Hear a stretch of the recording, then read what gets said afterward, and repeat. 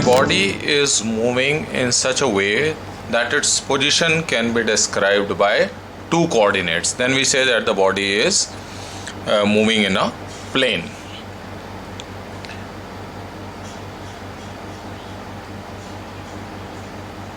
On a graph we can represent it. The position can be represented by taking any two coordinates x, y, y, z or zx. For example, x, y, z. So if a body is moving like this anywhere in this plane, we will say x, y plane. Here it will be x, z plane, and this plane will be y, z plane. So we will need two coordinates to specify its position. Now if the position is described by 2, then even the velocity will have two components. So in that case, so far we have done three equations of motion. V is equal to u plus at, s is equal to ut plus half at square, and v square is equal to u square plus 2as. For constant acceleration, these three are the equations of motion. Now when a body is moving in a plane, how can we apply these equations? Because we will have two components of velocity, and acceleration may also be in two directions, and same way s can also be in two directions. So what we have to keep in mind is that this set of equation will be separately used for each coordinate. I'm giving you an example. Let us take a ball moving on this table, and then it reaches here on the edge, and then it falls down. So it will follow a path like this, and then it will strike. This is the initial position, then this, and then finally it will be here.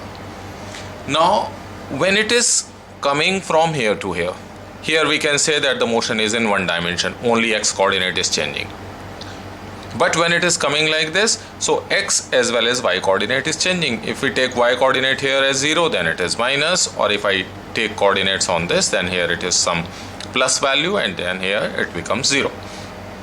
Now how can we apply the equation of motion for this part of the motion? Here no problem, we can apply this.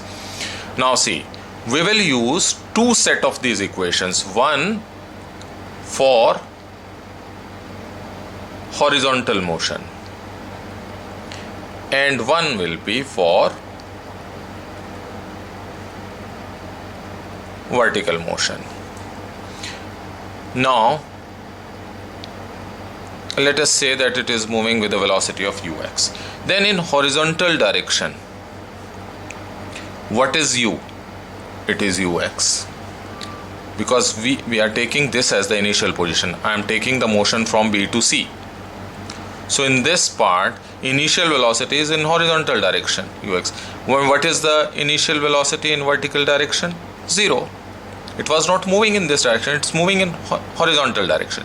So initial velocity in horizontal is ux, vertical it is 0. Okay, now what about the acceleration? If we ignore the air resistance and we are taking gravitational force is the only force acting on the body, then gravity acts downward only. So it is due to gravity that it is coming down. So gravity is again in vertical direction. So in vertical direction A is minus g in downward direction. And what is the acceleration in horizontal direction? It is 0. No force is acting.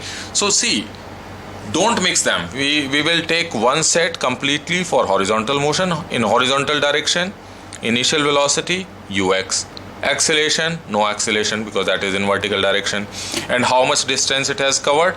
X is the distance covered. In vertical direction, initial velocity 0 because it was moving horizontally.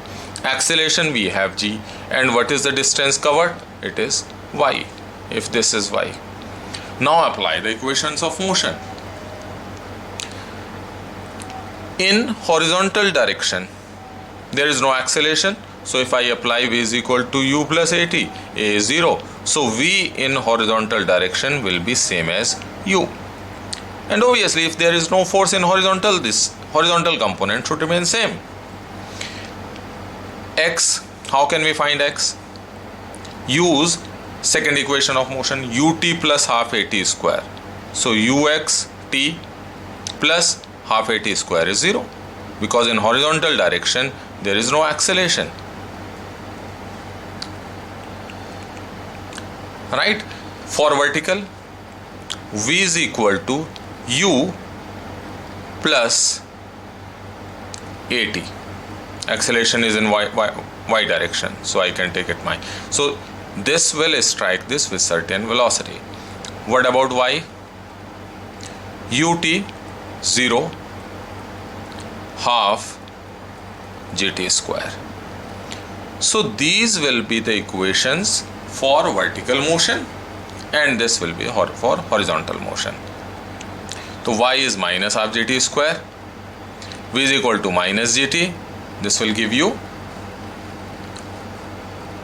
vertical equations for vertical motion, and equations for horizontal, they will be reduced to x is equal to uxt, and v remains same.